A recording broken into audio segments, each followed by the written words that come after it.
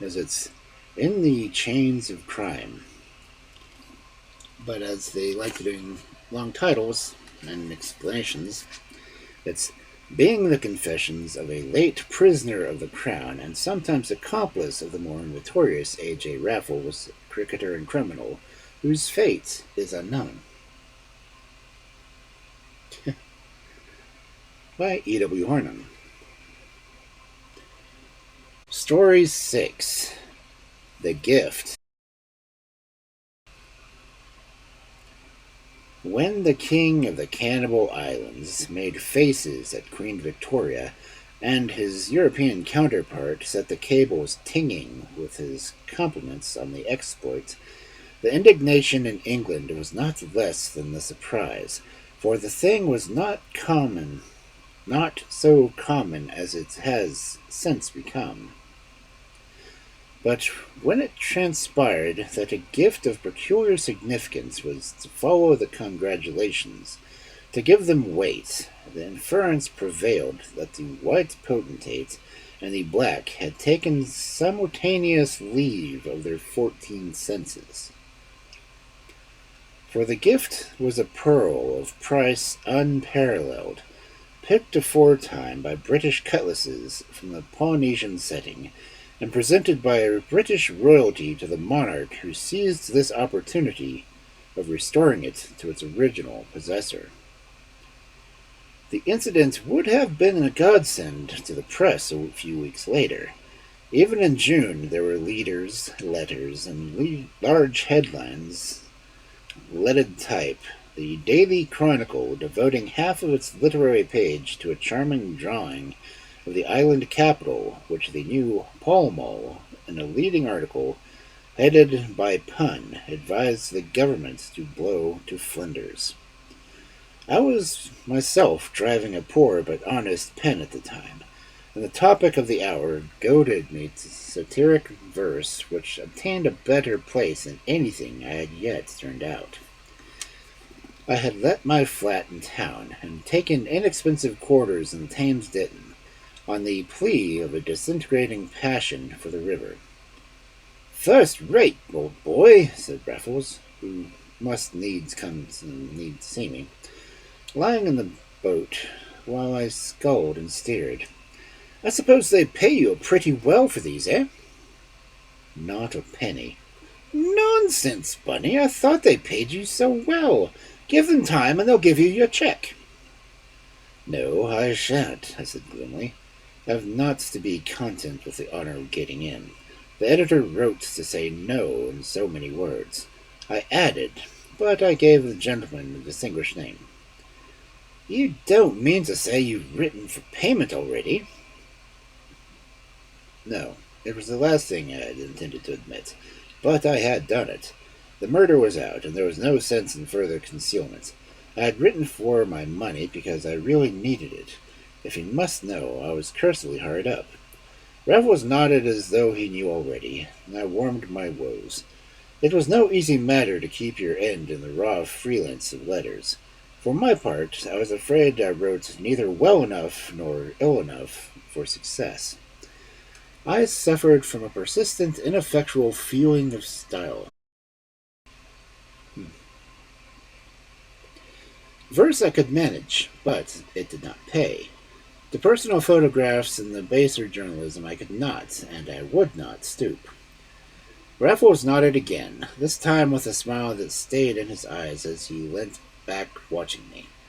I knew that he was thinking of other things I had stopped to, and I thought I knew what he was going to say. He had said it before so often. He was sure to say it again. I had my answer ready, but evidently he was tired of asking the same question. His lids fell, and he took up the paper which he had dropped, and I scullied the length of the old red wall of Hampton Court before he spoke again.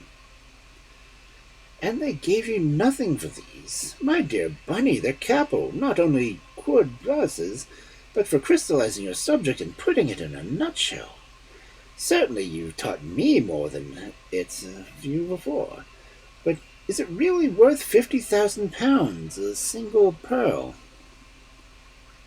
100, I believe, but that wouldn't scan. 100 1,000 pounds, said Raffles with his eyes shut. And again I made certain that I was coming, but again I was mistaken. If it's worth all that, he cried at last, there would be no getting rid of it at all. It's not like a diamond that can be subdivided.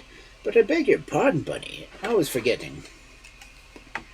And we said no more about the Emperor's gift, for pride thrives on an empty pocket, and no privation would have drawn me from the proposal which I had expected Raffles to make.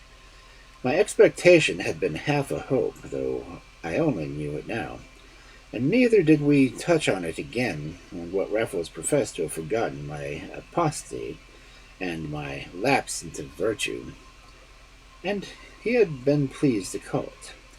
We were both a little silent, a little constrained, and each preoccupied with his own thoughts. It was months since we had met, and as I saw him off towards 11 o'clock that Sunday night, I fancied it was for more months that we were saying goodbye.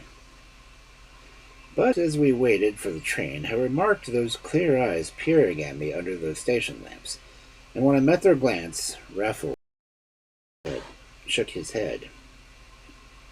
"You don't look well on it, Bunny," said he. "I never did believe in the Thames Valley. You want to change the air." I wished I might get in. "What you really want is a sea voyage. And a winter at St. Moritz, or do you recommend Cannes or Cairo? It's all very well, old chap, but you forget what I told you about my funds." "I forget nothing. I merely don't want to hurt your feelings. But look here, a sea voyage you shall have. I want one myself, and you shall come with me as my guest. We'll spend July in the Mediterranean." "But you're playing cricket." "Oh, hang the cricket." "Well, I thought if you meant—" "Of course I mean it. Will you come?" "Like a shot, if you go." And I shook his hand and waved mine farewell, with a perfectly good-humored conviction that I should hear no more of the matter. It was a passing thought, no more, no less. I soon wished it were more. That week found me wishing myself out of England for good and all. I was making nothing. I could but subsist on the difference between the rent I had paid for my flat and the rent at which I had to sublet it, furnished for the season. And the season was near its end, and the creditors awaited me in town. Was it possible to be entirely honest? I had run no bills when I had money in my pocket, and the mere downright honesty seemed to do me less ignoble. But from Raffles, of course, I heard nothing more. A week went by, and half another week, and then late on the second Wednesday night I found a telegram from him at my lodgings, after seeking him vainly in town and dining with desperation at the solitary club to which I still belonged. "Arranged to leave Waterloo by North German Lloyd Special," he wired. 9:25 a.m., Monday next. We'll meet you in Southampton, aboard the Ullahan, with tickets and writing.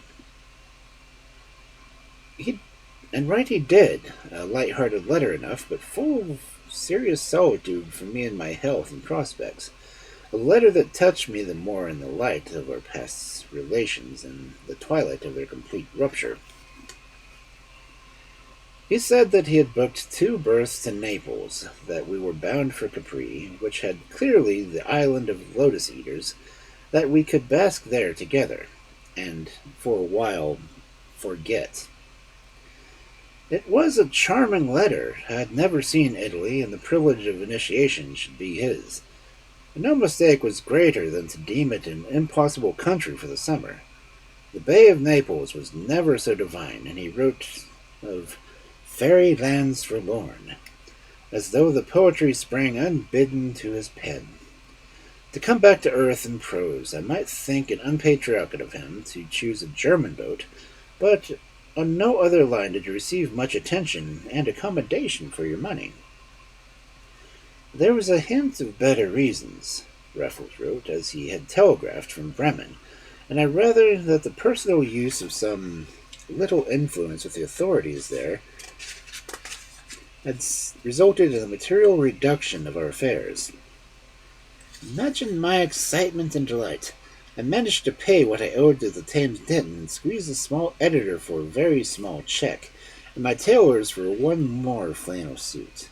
I remember that I broke my last sovereign to get a box of Sullivan cigarettes for Raffles to smoke on the voyage, but my heart was as light as my purse on the Monday morning, and the fairest morning of an unfair summer, when the special whirled me through the sunshine to the sea. A tender awaited us at Southampton. Raffles was not on board, nor did I really look for him till we reached the lighter's side. And then I looked in vain. His face was not among the many that fringed the rail. His hand was not of the few that waved to friends. I climbed aboard in a sudden heaviness. I had no ticket, nor the money to pay for one. I did not even know the number of my room. My heart was in my mouth as I waylaid a steward and asked if a Mr. Raffles was on board. Thank heavens he was. But where? The man did not know, and was plainly on some other errand and a hunting I had to go. But there was no sign of him on the promenade deck, and none below in the saloon. The smoking room was empty, but for a little German with a red mustache twisted into his eyes. Nor was a fellow in his own cabin, whither I inquired my way in desperation, and where the sight of his own name on the baggage was certainly a further reassurance. Why he himself kept in the background, however, I could not conceive, and only sinister reasons would suggest themselves in explanation. So there you are. I've been looking all over the ship.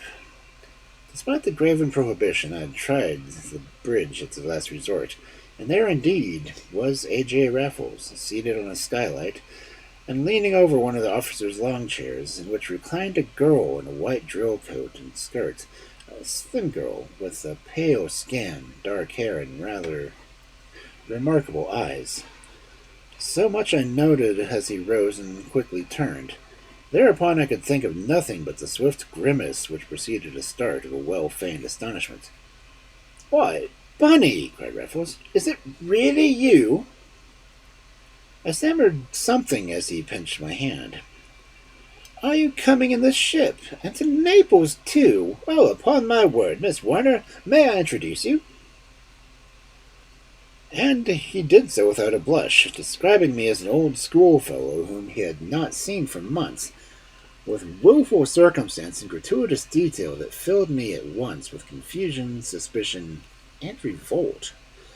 I felt myself blushing for us both, and I did not care. My address utterly deserted me, and I made no effort to recover it, to carry the thing off.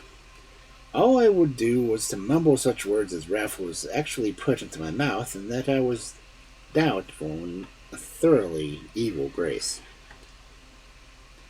"So you saw my name on the passengers and came and searched me. Good old Bunny. I say, though, I wish you'd share my cabin. I've got a beauty on the promenade deck, and they wouldn't promise to keep me by myself. I ought to see about it before they shove me in some alien. In any case, we shall have to get out of this."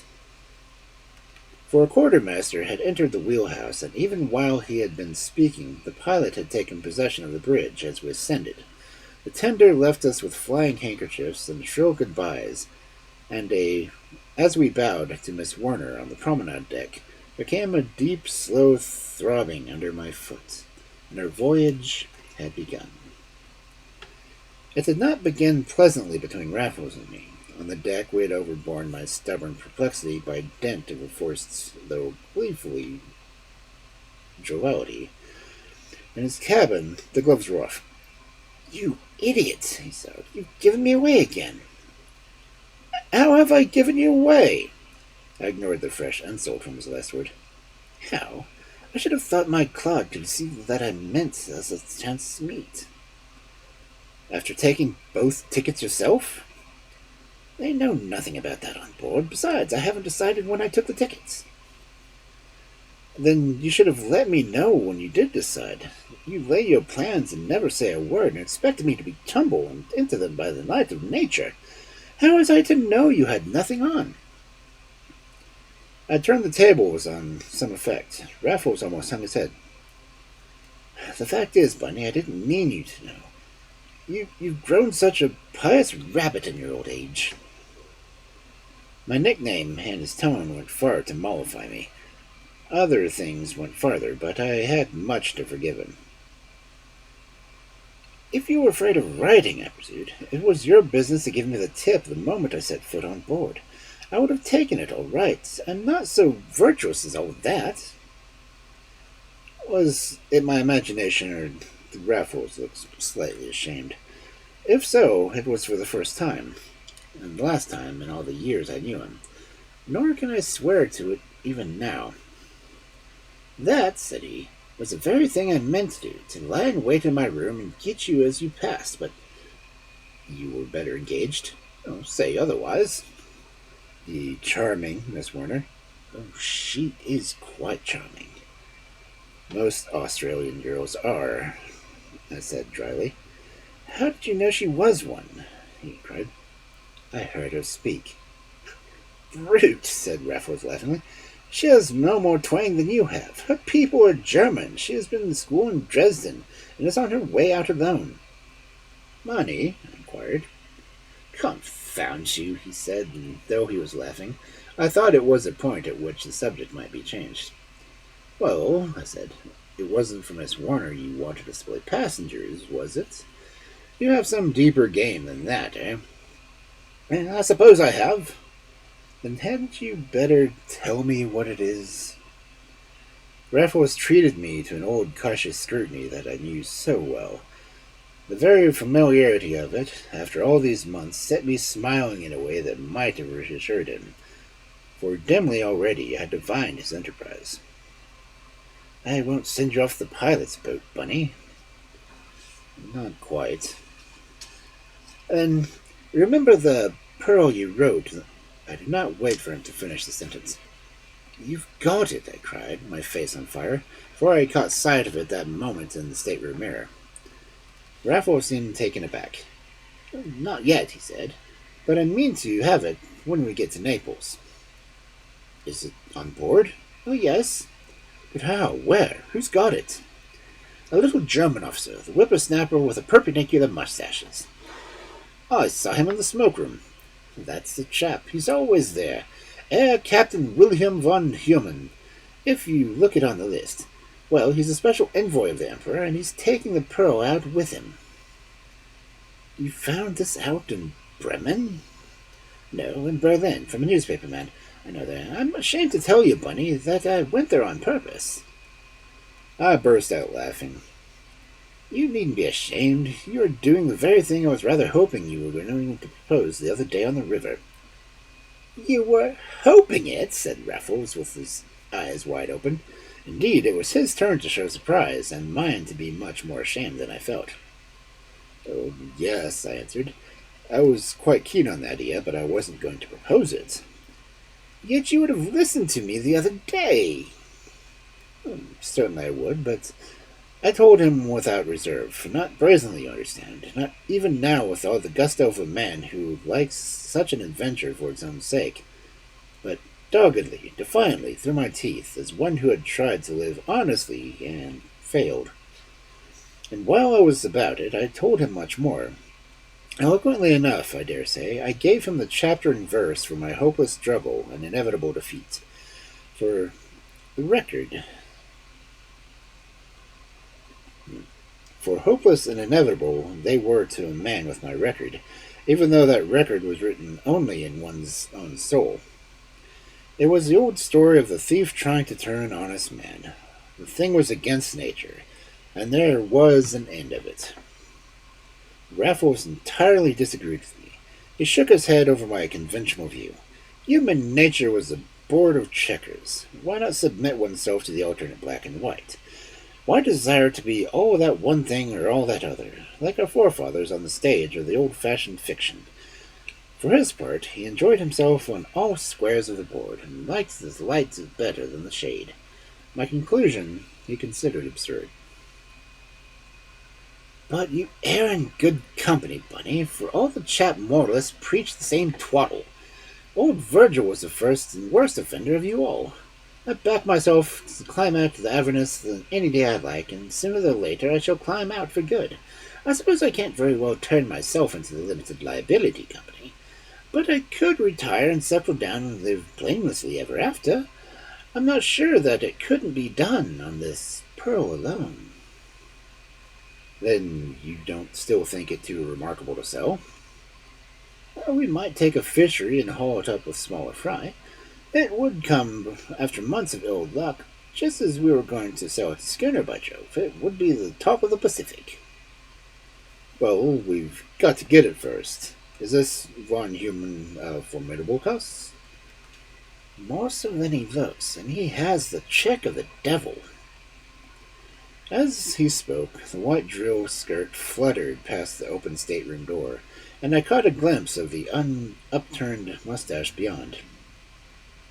But is the chap we have to deal with? Won't the pearl be in the pursuer's keeping?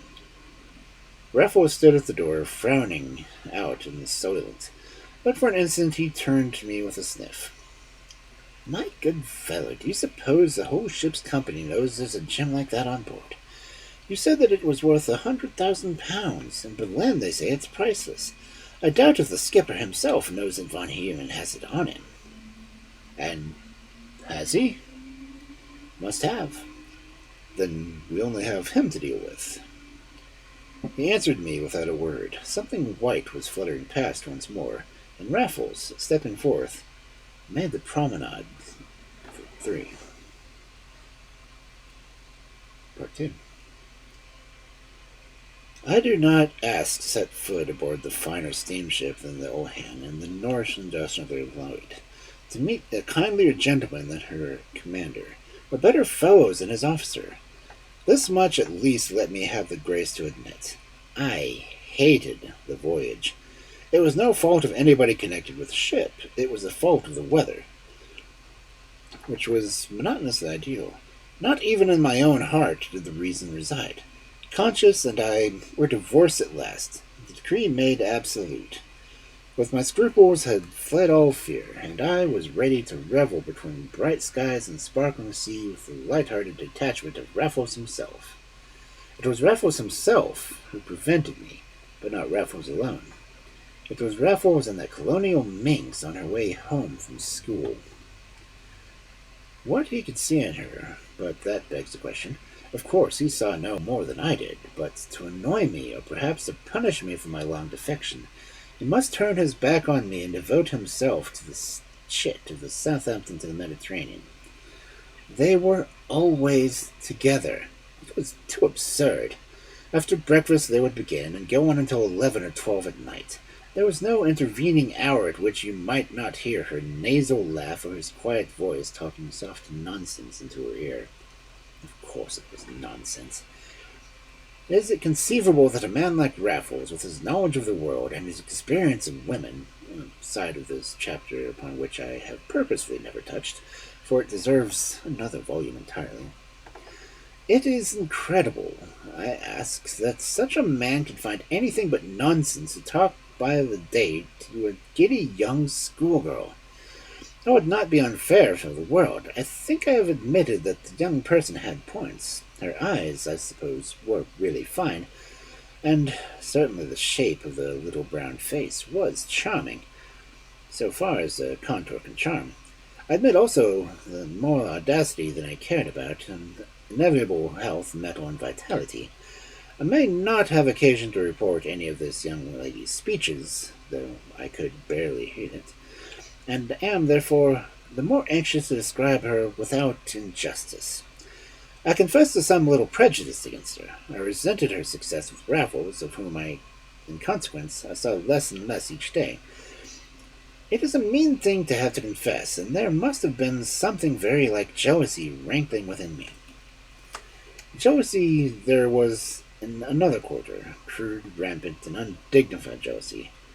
Captain Von Heumann would twirl his mustache into twin spires, shoot his white cuffs over his rings, and stare at me insolently through his rimless eyeglasses.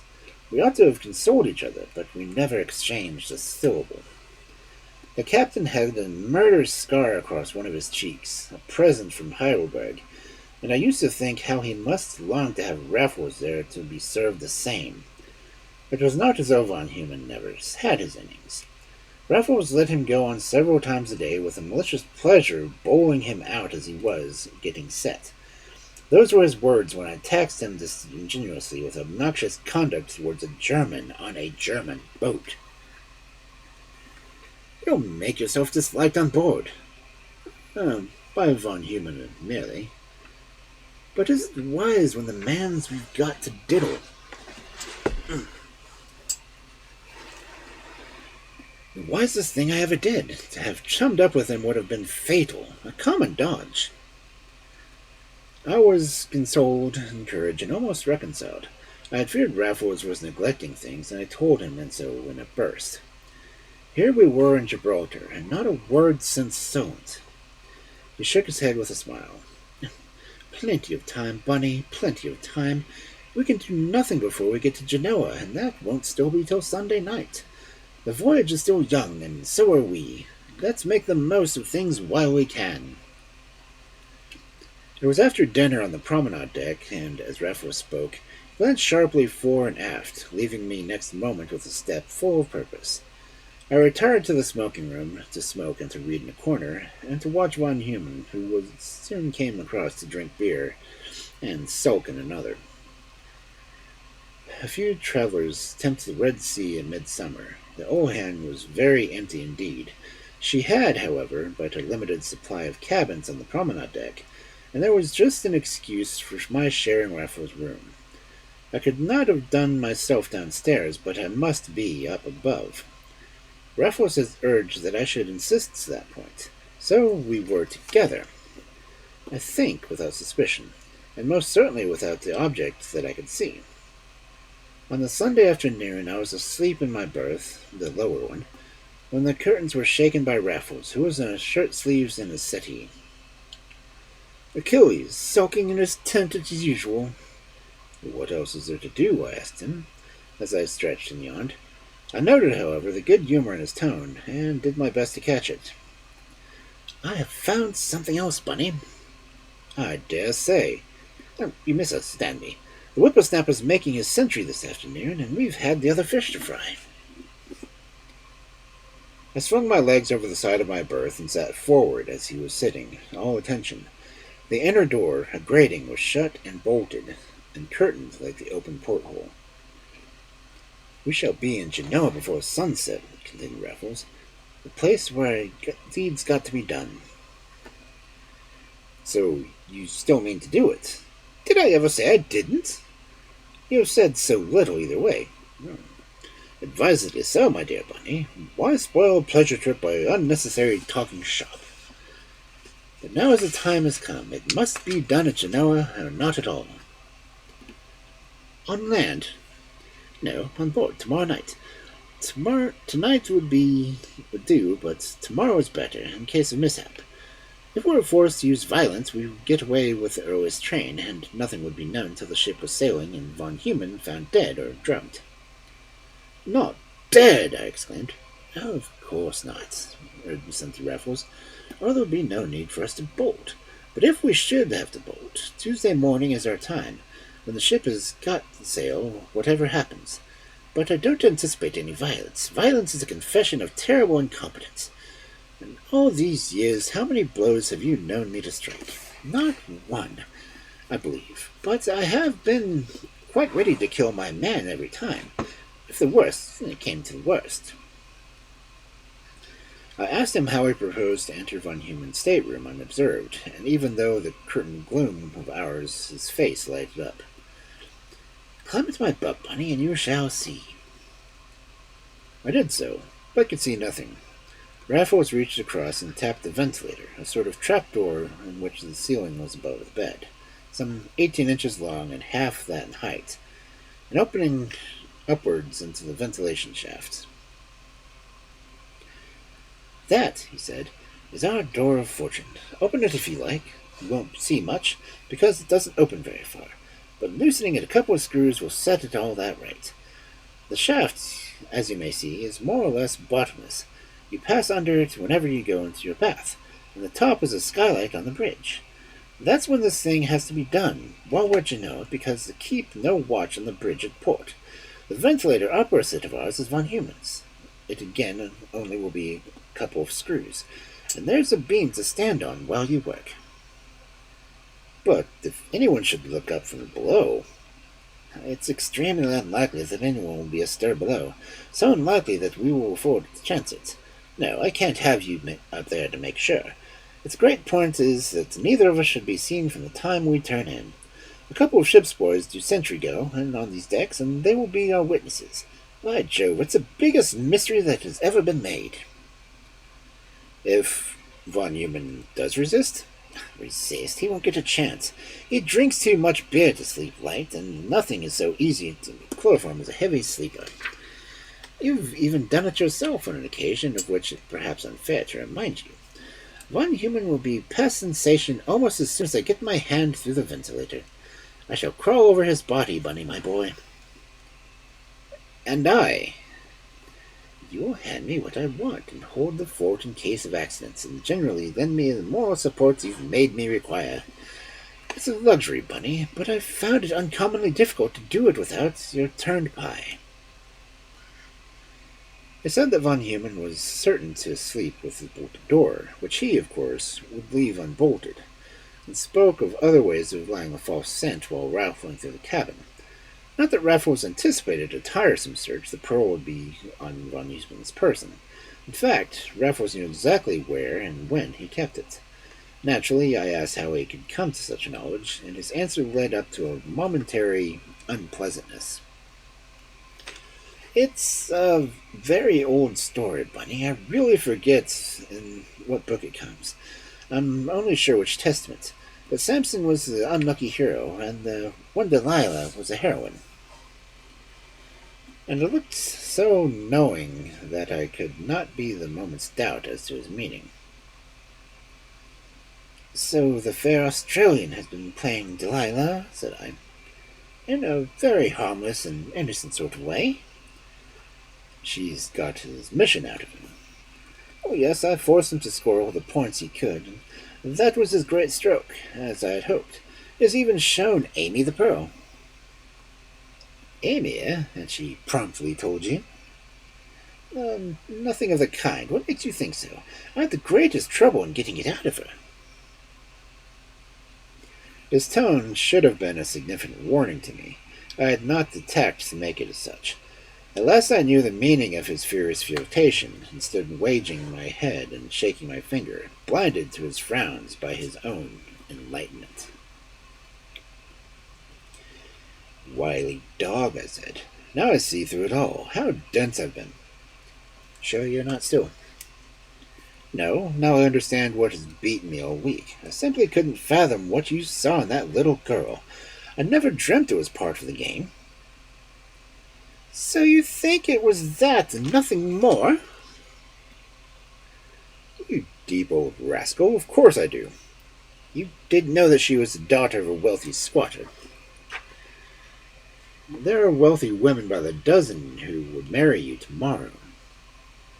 It doesn't occur to you that I might like to draw stumps, start clean, and live happily ever after, even in the bush? With Amy Warner, I certainly does not. Bunny, he cried so fiercely that I had braced myself for a blow, but no more followed. Do you think you would live happily? I made bold to ask him. God knows, he answered. And with that he left me, to marvel at his look and tone, and, more than ever, at his insufficiently exciting cause. Part 3. Of all the mere feats of cracksmanship which I had seen Raffles perform, at once the most delicate and most difficult was that which he accomplished between 1 and 2 on Tuesday morning, aboard the North German steamer Ulhan, lying at anchor in Genoa harbor. Not a hitch occurred.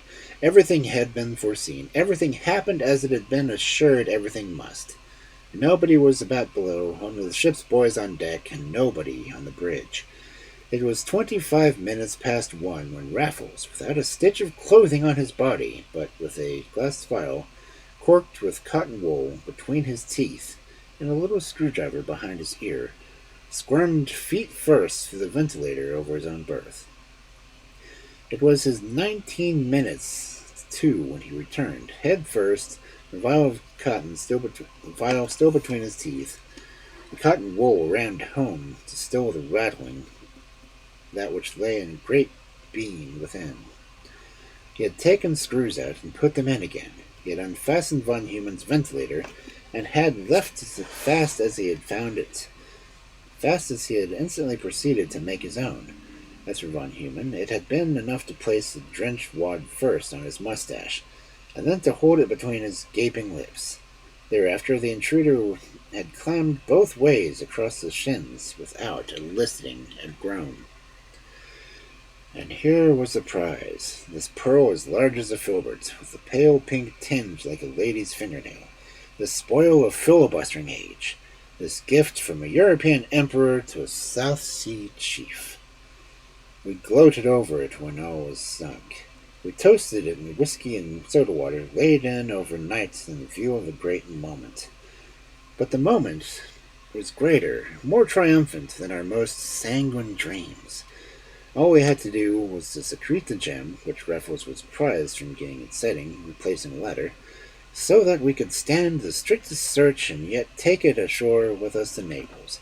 And this Raffles was doing when I turned in. I myself would have gone incontinently ashore and bolted for the spoil. You would not hear of it, but for a dozen.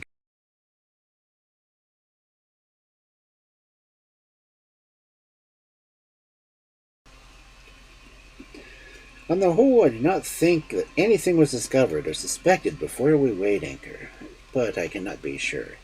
It is difficult to believe that a man could be chloroformed in his sleep and feel no telltale effects. Stiff, no suspicion of odor in the morning. Nevertheless, Von Human reappeared as though nothing had happened to him, his German cap over his eyes and his mustache brushing in his peak. By 10 o'clock, we were quit of Genoa, and the last lean, blue-chinned official had left our decks. The last fruit seller had been beaten off with bucketfuls of water and left cursing us from his boat. The last passenger had come aboard at the last moment, a fussy graybeard who had kept his big ship waiting while he haggled with his boatman over half a lira. But at length we were off. The tug was shed, the lighthouse passed, and Raffles and I leaned together on the rail, watching our shadows on the pale green liquid veined marble that again washed the vessel's side.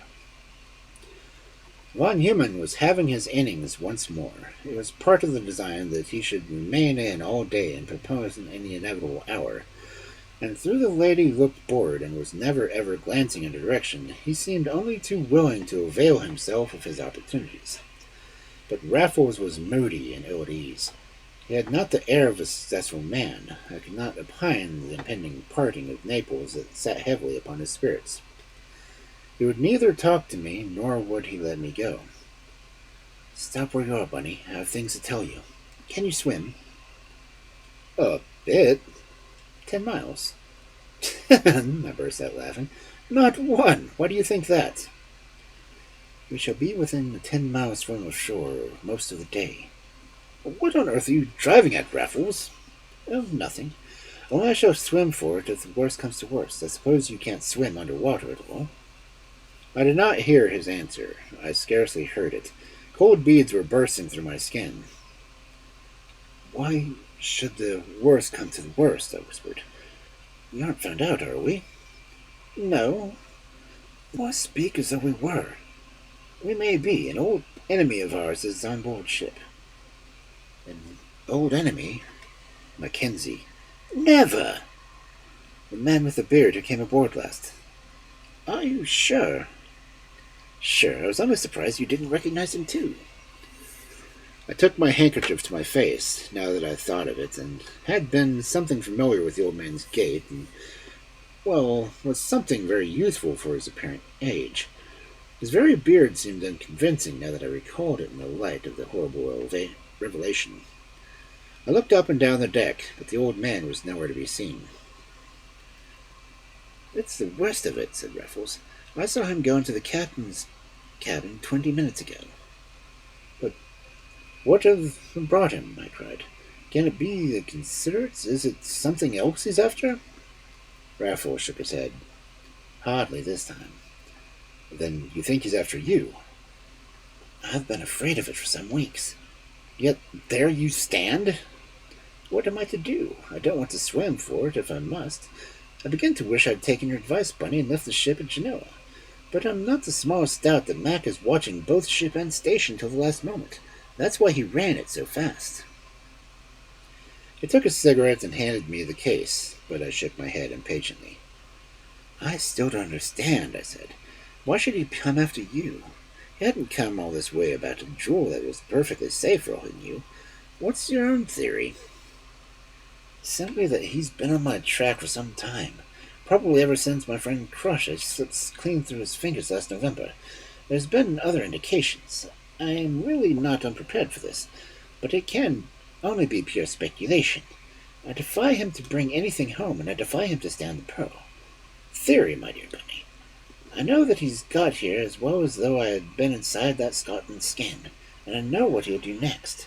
He found out I've gone abroad and looked for a motive. He found about Von Herman on his mission, and there was his motive, cut and dried. Great chance to nab me in a new job together. But he won't do it, Bunny. Mark my words, he'll search the ship and search us all. When the loss is known, he'll search in vain. And there's the skipper beckoning the whippersnapper to his cabin. The fat will be on the fire in 5 minutes.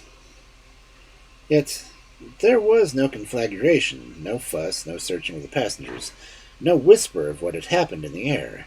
Instead of a stir, there was a portentous peace. It was a little clear to me that Raffles was not a little disturbed at the falsification of all of his predictions. There was something sinister in the silence under such a loss, and the silence was sustained for hours, during which Mackenzie never reappeared. But he was aboard during the luncheon hour. He was in our cabin. I left my book in Raffles' berth, and taking it in after lunch, I touched the quilt. It was warm from the recent pressure of flesh and blood. In a recent, I sprang to the ventilator, and as I opened it, the ventilator opposite was closed with the snaps. I relayed Raffles. All right, let him find the pearl. Have you dumped it overboard? That's a question I shan't consent on. He turned on his heel, and at subsequent intervals I saw him making the most of his last afternoon with the inevitable Miss Werner. I remember that she looked both cool and smart in quite a simple affair in brown holland, which toned well with her complexion, and was cleverly relieved with touches of scarlet. I quite admired her that afternoon, for her eyes were really fine, and so were her teeth, yet I had never admired her more discreetly than in our despite. For I passed them again and again in order to get a word with Raffles, tell him I knew there was danger in the wind, but he would not so much as catch my eye, so at last I gave it up, and I saw him next in the captain's cabin. They'd summoned him first. He had gone in smiling, and smiling I found him when they summoned me. The stateroom was spacious, as befitted with a commander. Mackenzie sat on the settee, his beard in front of him on the polished table, but a revolver lay in front of the captain, and when I had entered, the chief officer who had summoned me shut the door and put his back to it. Von Human completed the party, his fingers busy with his mustache. Raffles greeted me. "This is a great joke," he cried. "Do you remember that pearl that you've been so keen about, Bunny? The Emperor's pearl? The pearl money couldn't buy? It seems it was entrusted to our little friend here, and take out a canoodle dumb.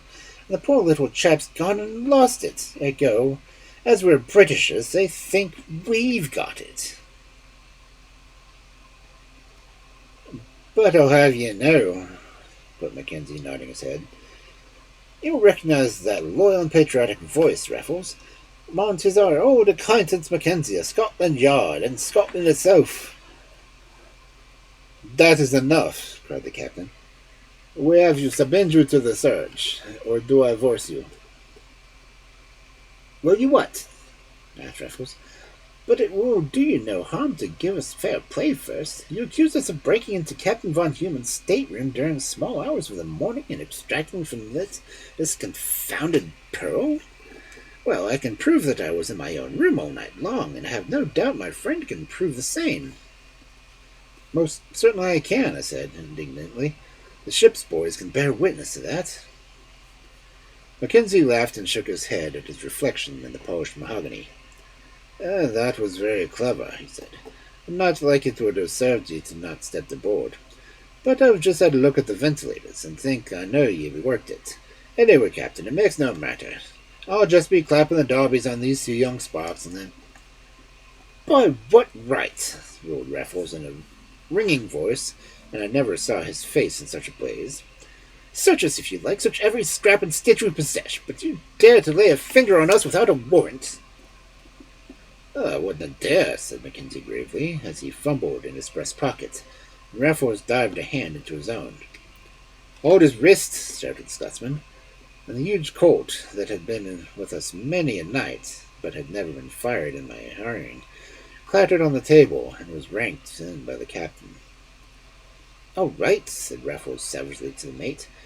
"You can let it go now. I won't try again. Now, Mr. Mackenzie, let's see your warrant." "You no mishandle it?" "What good would that do me? Let me see it," said Raffles peremptorily, and the detective obeyed. Raffles raised his eyebrows as he perused the document. His mouth hardened and suddenly relaxed, and it was with a smile and a shrug he returned the paper. "Will that do for you?" inquired Mackenzie. "It may. I congratulate you, Mackenzie. It's a strong hand at any rate. 2 burglaries and Noah's necklace, Bunny," and he turned to me with a rueful smile. "All easy to prove," said the Scotsman, pocketing the warrant. "One of these for you," he added, nodding to me. "Not only is it such a long one." "To think," the captain said reproachfully, "that my ship should have been a den of thieves. It shall be a very disagreeable matter. I've been obliged to put you both in irons till we get to Naples." "Surely not," exclaimed Raffles. "Mackenzie, intercede with him. Don't give your countrymen away before all hands.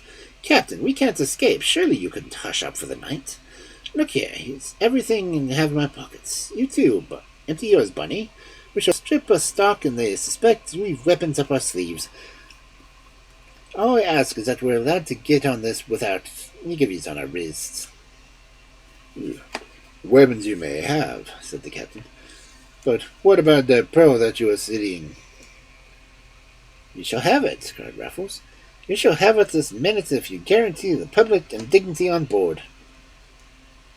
"See that I'll do that," said Mackenzie, "as long as you behave yourselves. There now, where is it?" "On the table under your nose." My eyes fell with the rest, but no pearl was there, only the contents of our pockets. Our watches, pocketbooks, pencils, penknives, cigarette cases, lay on the shining table along with the revolvers already mentioned. "You're humbugging us," said Mackenzie. "What's the use?" "I'm not doing nothing of the sort," laughed Raffles. "I'm testing you. Where's the arm?" "It's here, joke apart." "On the table, by all gods!"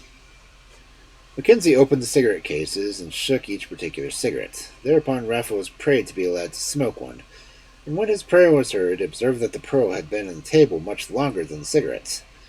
Mackenzie promptly caught up the Colt and opened the chamber, but the bolt. "Not there, not there," said Raffles. "But you're getting hot.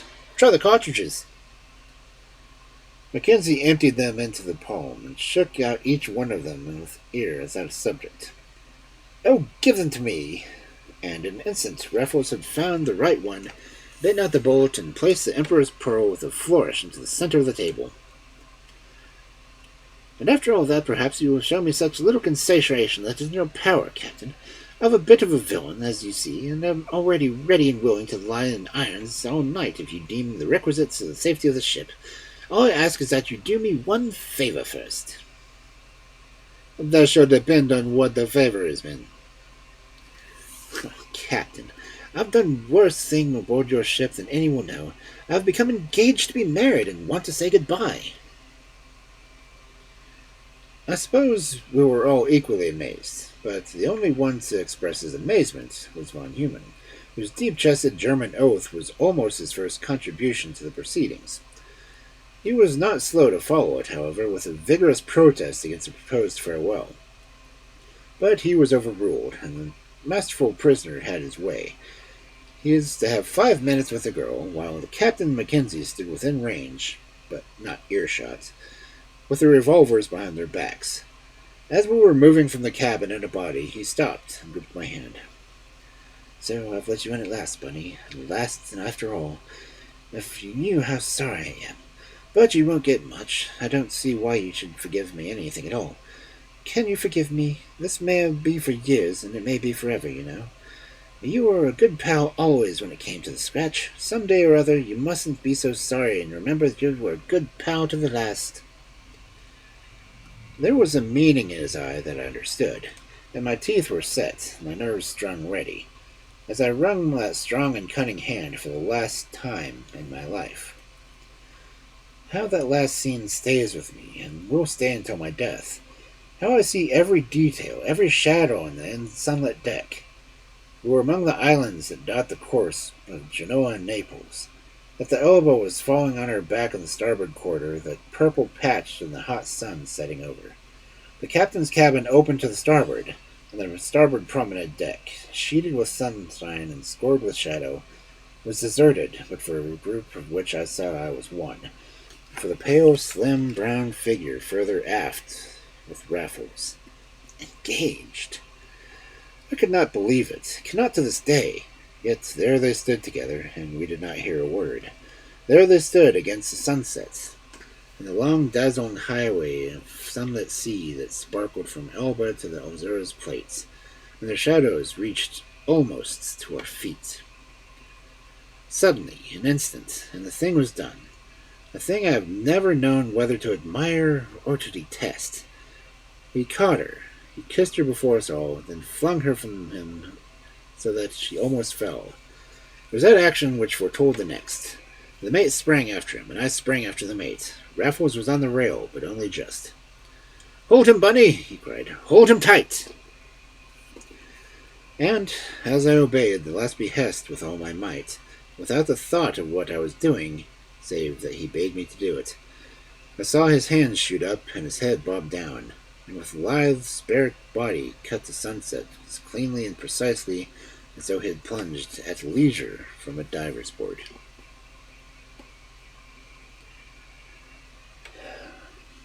Of what followed on deck I can tell you nothing, for I was not there, nor can my final punishment, my long imprisonments, my everlasting disgrace, concern or profit you, beyond the interest of advantage to be gleaned from the knowledge that I had my deserts. But one thing I must set down. Believe it who will, one thing only, and I am done. It was into a second-class cabin on the starboard side that I was promptly thrust in irons, and the door locked upon me as though I were another Raffles. Meanwhile, a boat was lowered and the sea scoured with no purpose, as it was doubtless on record everywhere. But either the setting sun, flashing over the waves, must have blinded all eyes, or else mine were victims of a strange illusion. For the boat was back, the screw throbbing, and the prisoner peering through the porthole across the sunlit waters that he believed he had closed forever over his comrade's head. Suddenly the sun sank behind the island of Elba. The line of dancing sunlight was instantaneously quenched and swallowed in the trackless waste, and in the middle distance, already miles astern, either my sight deceived me, or a black speck bobbed amid the gray. The bugle had blown for dinner. It may have been that same that ceased to strain my eye. And now I lost what I had found. Now it rose, now it sank, and now I gave it up utterly. Yet anon it would rise again, and merely mote dancing in the dim gray distance, drifting towards the purple island, beneath a fading western sky, streaked with dead gold and cerise. And night fell before I knew whether it was a human head or not.